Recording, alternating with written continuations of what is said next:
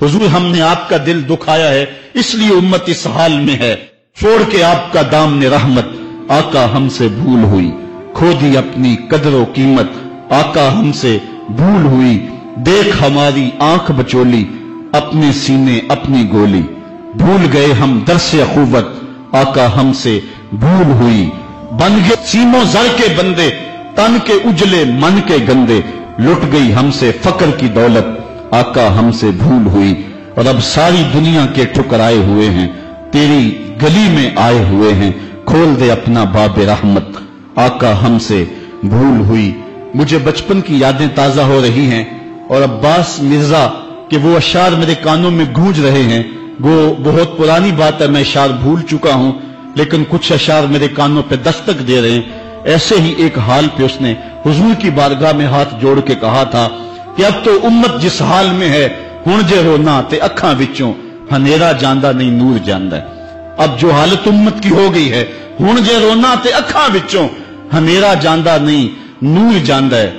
मैं बदबख्त होवां जिहदा साया भी मेरे तो दूर जांदा है। मैं पापी मुजरम, मैं मैला अथरू, हुजूर माफी, हुजूर माफी। तुसां सी ढकिया जिन्ना कम्मां थी, हुजूर जी मैं ओ कर गया वां। गुनाहां दी दल दल दे अंदर गल में तीकर उतर गया वां। तुहाडे हुक्मां नूं छड्ड के आका मैं जींदा किथे आ, मर गया वां। हुजूर माफी, हुजूर माफी। आज हम दुआ से कबल हुजूर की बारगाह में सलाम पेश करेंगे। ये सलाम भी होगा और माफी नामा भी होगा, और फिर रब की बारगाह में दुआ करेंगे, मालिक इन दुखे हुओं की फरियाद सुन ले। हम गुनाहगार जरूर हैं मालिक, लेकिन तेरे रसूल के उम्मती तो हैं। मालिक आज पूरी दुनिया के ऊपर ये उम्मत रुसवा हो रही है।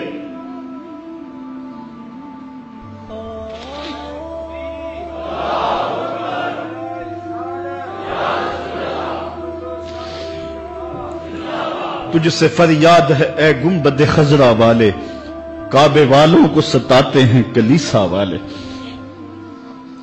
आज हमारा अखलाक, हमारा किरदार इस कदर गिरावट का शिकार हो गया। मैं इस जुमे को बयान कर रहा था कि मेरा एक दोस्त ननकाना गया है, और जब वो उसको शौक पैदा हुआ कि मैं गुरुद्वारा देख लूं सिखों का, तो वो कहता मैं जूते उतार के इस फिक्र में था कि जूते संभालूं और किसी जमत रखूं। तो एक सिख अहलकार आगे बढ़ के मुझे कहता छोड़ दे जूते, ये मुसलमानों की मस्जिद नहीं गुरुद्वारा है। तो कहता मैं डूब गया, मेरा जी चाहता मैं जज्ब हो जाऊं जमीन के अंदर। आज ये हमारी हालत है कि हमारे मुल्क के अंदर रहने वाले सिख भी हमें ताना दे रहे हैं और हम उनको जवाब नहीं दे सकते। हमारी हालत ऐसी ही है। और आओ तुम्हें एक वो कहानी भी सुनाऊं। मस्जिद शाही है और उसके थड़े पे गदागर मांग रहा है कि एक अंग्रेज अफसर आया और उसने अंदर जाना था, तो गदागर ने उसके सामने हाथ फैला दिया। उसने बटवा निकाला और कुछ पैसे रकम जो है उसकी हथेली पे रखे, और दोबारा बटवा जेब में डालने लगा, फिसल गया, नीचे गिर गया, वो अंदर चला गया। गदागर ने वो बटवा पकड़ लिया।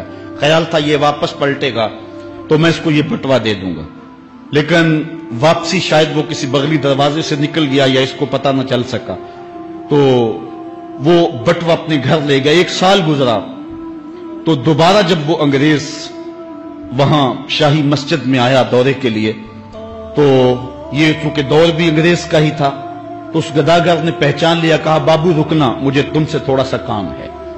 खैर वो जल्दी से भाग के गया, घर से बटवा ले आया जिसमें हजारों रुपए थे, और उसने अंग्रेज को पेश किया। उसने हैरत से कभी कभी बटवे को देखता और कभी उसको देखता। कहा तुम्हें याद हो ना याद, तुम्हारा बटवा गिर गया था और मैंने संभाल के रखा हुआ।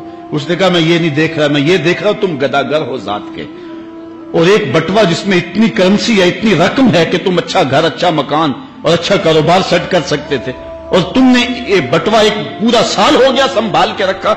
उसने कहा बाबू मकान और कारोबार की कहानी नहीं, जो कहानी है वो गैरत और इज्जत की है। उसने कहा क्या कहानी है? उसने कहा तू ईसाई है और मैं नौकर हूं रसूलुल्लाह का, और कल कयामत के दिन अगर तेरे नबी ने मेरे नबी से कह दिया कि मेरे उम्मती का बटवा गिरा था और तेरे उम्मती ने उठा लिया, तो फिर मेरा नबी तो शर्मसार होगा। मैं गदागर जरूर हूं, बेगैरत नहीं हूं।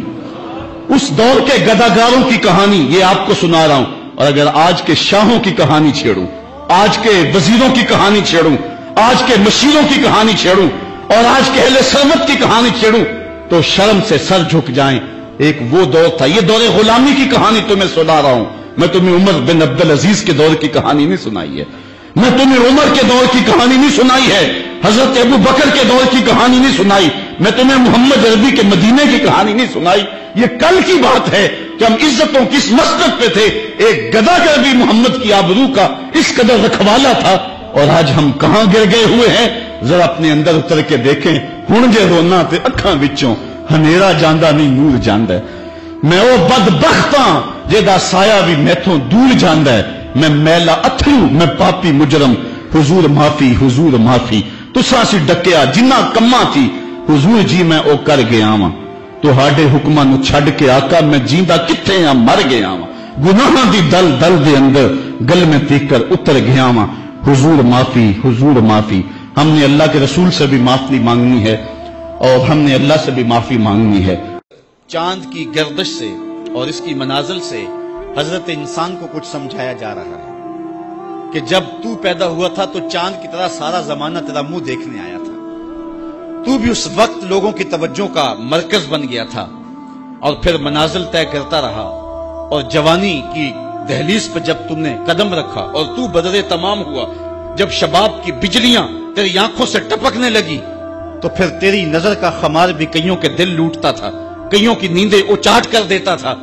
جس طرح چاند جب جوبن پہ ہو تو چکور کا دل لرزتا ہے، اور سمندر میں جوار بھاٹا پیدا ہو جاتا ہے، لہریں اٹھتی ہیں، طوفان پیدا ہوتے ہیں.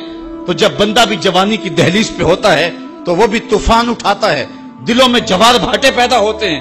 تو وہ لمحے بھی آئے کہ تو نے دلوں کی بستیاں اور دلوں کی دنیا پر ہلچل پیدا کر کے رکھ دی. تیرا شباب لوگوں کی زندگیوں کے اندر گھلتا رہا، اور کتنوں کی نیندیں اچاٹ ہوتی رہیں. تیری زلف کے شکن کتنوں کا قرار لوٹ کے لے گئے. لیکن پھر وہ لمحہ بھی آیا، حتی آدھا کل ارجون القدیم. پھر بوڑھا ہو گیا، پھر تجھے کوئی دیکھنے بھی نہیں آتا، کوئی تجھ سے اداس بھی نہیں ہوتا، بچے بھی کترا کے گزر جاتے ہیں. کہا انسان ذرا چاند کی منزلوں کو دیکھ، یہی چاند کتنا پیارا تھا، اور آج اسی چاند کو کوئی دیکھتا بھی نہیں ہے. بچہ جب پیدا ہوتا ہے تو اس کی مسکراہٹ دل کھینچتی ہے، اور جب بوڑھا مسکراتا ہے تو اس وقت جو ہے لوگوں کی توجہ نہیں ہوتی. بچے کی زبان جو ہے وہ اڑ اڑ کے جب بولتا ہے تو اس کی توتلی زبان کا حسن دلوں میں نکھار پیدا کرتا ہے. ماں بھی بلہاری جاتی ہے، باپ بھی صدقے جاتا ہے، بہنیں بھی جو ہے وہ قربان جاتی ہیں. تو بچے کا ٹوٹا لہجہ اور توتلی زبان خوشیوں کی ایک لہر ہوتی ہے. لیکن جب بڑھاپے میں فالج کی وجہ سے زبان میں لکنت آ جائے، اب توتلا پن پیدا ہو جائے، اب زبان اٹکنے لگے، تو بچے بھی مذاق اڑاتے ہیں. ایک لمحہ وہ تھا کہ زبان توتلی تھی تو حسن تھا، آج لمحہ وہ گیا کہ حتی آدھا کل ارجون القدیم. کھجور کی ٹہنی سے جب پھل توڑ لیا جائے، اب اس ٹہنی کو کون پوچھتا ہے؟ جب تک پھل آیا نہیں تھا وہ ٹہنی اچھی لگتی تھی، مالی سنبھال کے رکھتا تھا، جڑوں کو بھی پانی دیتا تھا، اور خیال کرتا تھا کہ کوئی ایسا نقصان نہ ہو کہ یہ پودا جو ہے وہ مرجھا جائے. پھر جوبن پہ آیا، اور جب کھجوریں لگیں تو اس نے پھر رسیاں بھی باندھی اور کھجوروں کو سنبھالنے کے لیے سب کچھ کیا. پھر جس دن اس نے اس ڈال سے پھل کاٹ لیا، اب وہ کھجور اجڑ گئی، اب اس کی وہ ٹہنی بے توقیر ہو گئی. انسان کی زندگی کا جب شباب لٹ جاتا ہے اور بڑھاپے میں جب وہ کسی قابل نہیں رہ جاتا، تو پھر اس کی بھی یہ مثال ہے، حتی آدھا کل ارجون القدیم، جیسے کھجور کی پرانی ڈال ہو. آفاق کے ہر ہر گوشے میں قرآن سنا کر دم لینا، اب رکنا نہیں، اب تھمنا نہیں. فردوس میں جا کر دم لینا،